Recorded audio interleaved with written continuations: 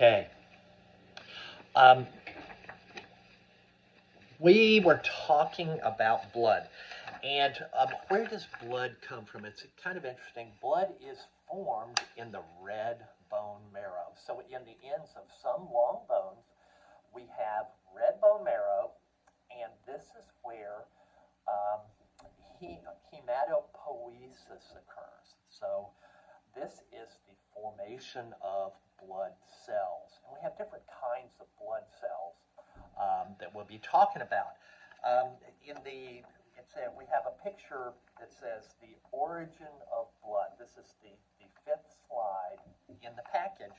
And it shows a femur and red bone marrow, and you see there's a number of cells that are being produced. And we have red blood cells, which are called erythrocytes, and we'll be talking about how they are dedicated to carrying oxygen.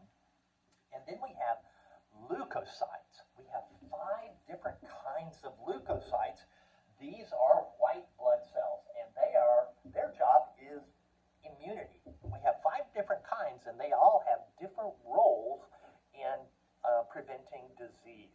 The other thing that we have in the formed elements, so we had said before, we had said blood consists of the cells and the water is the plasma.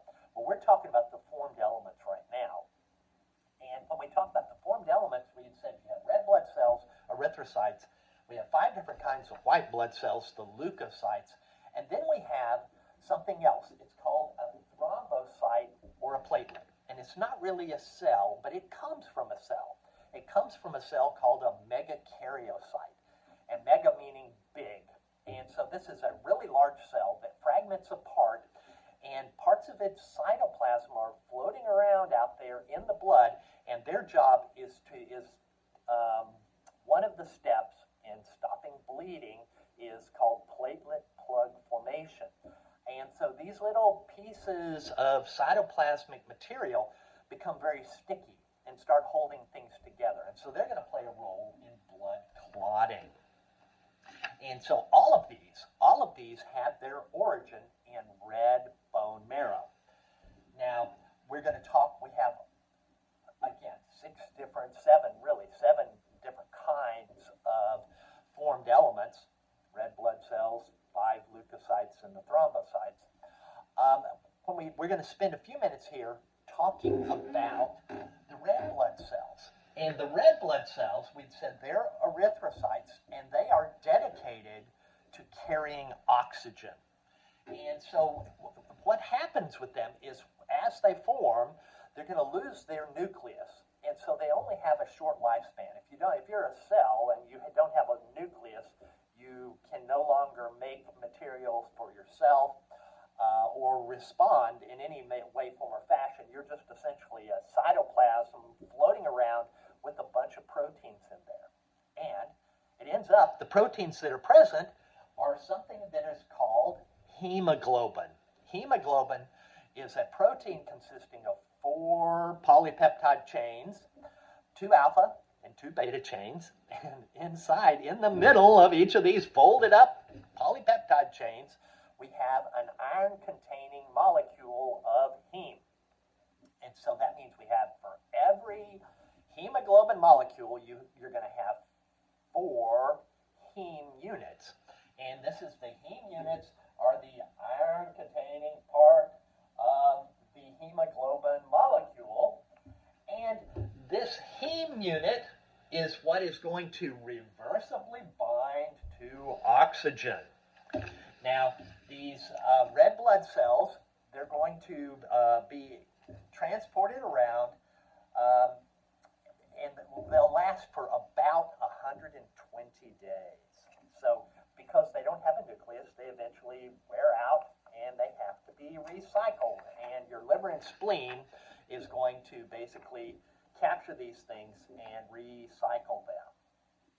As we said, the erythrocytes, they're dedicated to carrying oxygen. They will bind to carbon dioxide also, but most carbon dioxide is transported, dissolved in the blood plasma. It isn't actually bound to terms of what is being made, we had said we have this process called erythropoiesis. So that's the making of a red blood cell, erythropoiesis.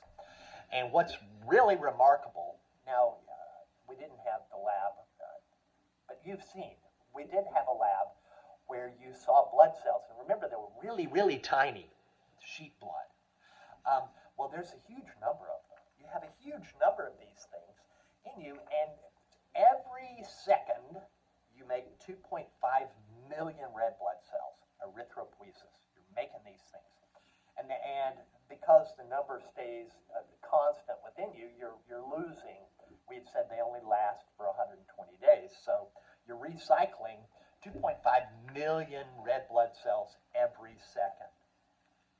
And your rate of erythropoiesis is determined by your oxygen demand.